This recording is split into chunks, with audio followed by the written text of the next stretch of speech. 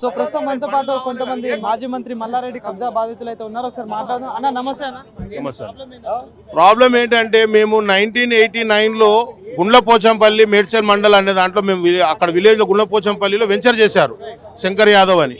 అతని దగ్గర మా పేరెంట్స్ కొనుక్కున్నారు ప్లాట్స్. అప్పట్లో మా పేరెంట్స్ కొన్నారు. రూపాయి అంతా కూడబెట్టుకొని చేసుకున్నది. అది 366 ప్లాట్లు మేము కొనుక్కున్నామండి.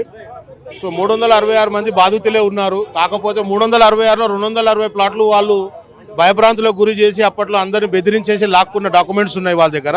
మేము ఇవ్వకపోవడం వల్ల, మేము ఎవరికి భయపడకపోవడం వల్ల మా దగ్గర మిగిలినాయి. మేము 110 మంది ఉన్నామండి. ఒరిజినల్ డాక్యుమెంట్ సేల్ డీడ్ ఉంది. 89, 90 నుంచి సేల్ డీడ్ కాపీస్ ఉన్నాయి.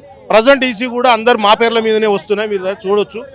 వాళ్ళు ఫేక్గా 2017, 2018లో 16 ఎకరాలు మాది అని చెప్పి క్రియేట్ చేసి డాక్యుమెంట్ మల్లారెడ్డి బాంబార్ది అయిన శ్రీనివాస్ రెడ్డి అతని కొడుకు మహేందర్ రెడ్డి పేరు మీద 16 ఎకరాలు మల్లారెడ్డి ట్రస్ట్ కింద డాక్యుమెంట్ క్రియేట్ చేసి వాళ్ళకి రిజిస్ట్రేషన్ చేశాడు. అది ఏ విధంగా చేశాడు? ఆ గవర్నమెంట్ వాళ్ళదే కాబట్టి, వాళ్ళ హుకుమత్ నడుస్తుంది కాబట్టి, బీఆర్ఎస్ దొంగలు కాబట్టి వాళ్ళు చేయించుకున్నారు. సో మాకు ఎప్పుడు గవర్నమెంట్ చేంజ్ అవుతుందని ఎదురు చూసాము. గవర్నమెంట్ చేంజ్ అయింది. మాకు న్యాయం కావాలని రేవంత్ అన్న దగ్గరకు వచ్చాము. దయచేసి మాకు రేవంత్ అన్న న్యాయం చేయాలని. గతంలో చూసినా కూడా ఈ మల్లారెడ్డి ఏదైతే మాజీ మంత్రి మల్లారెడ్డి మీద చాలా ఆరోపణలు చేతిలో ల్యాండ్ మాఫియా అంటే ఇలాంటి చాలా ఎగ్జాక్ట్ గా ఆయన ల్యాండ్ మాఫియానే. ఆయన దగ్గర ఉన్నది చారాన కష్టపడ్డాడు. ఆయన అంటాడు కదా, పూలు అమ్మినా, పాలు అమ్మినా, అది పోసినా, బోర్వెల్ వేసినా, చిట్ ఫండ్ చేసినావు నువ్వు అన్ని మేము చూసినాం. ఎందుకంటే బోయినపల్లి బస్తీల మనిషి నువ్వు పాల డబ్బాలు కట్టుకొని పోయినప్పుడు మేము చూసినాము. నువ్వు చేసింది చారాననే కష్టపడి. మిగిలిన బారాన ఏడికెళ్ళి సంపాదించావు చెప్పగలుగుతావా? చెప్పలేవు. మొత్తం ఇవే ల్యాండ్ గ్యాబరింగ్లు, వాణి ముంచడం, వీని ముంచడం. ఇలా మైసమ్మగూడలో ఇంత పెద్ద యూనివర్సిటీ అయిందంటే ఎట్లయింది? వాళ్ళ అమ్మమ్మ ఊరది మైసమ్మగూడ.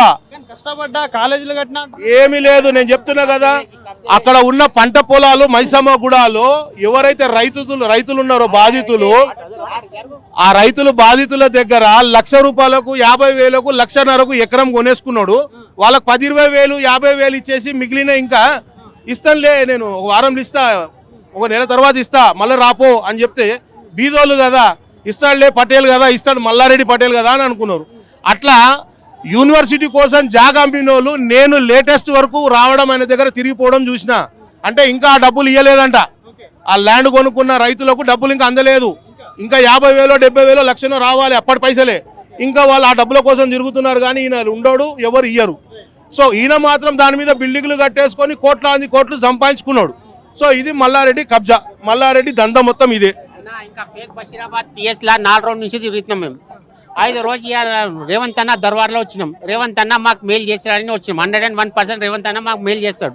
రేవంత్ ఇటువంటి టీఆర్ఎస్ పార్టీ దొంగలు, పెద్ద దొంగలు రేవంత్ రెడ్డి, ఈయన మల్లారెడ్డి అనేటోడు నంబర్ 1 దొంగ. సో ఇక్కడ చూసుకోవచ్చు Malla Reddy land grabbing victims Medchal Malkajgiri district survey number 648/1, 650 and 650/2 Sri Mallikarjuna Nagar welfare and development society, Gundlapochamma village.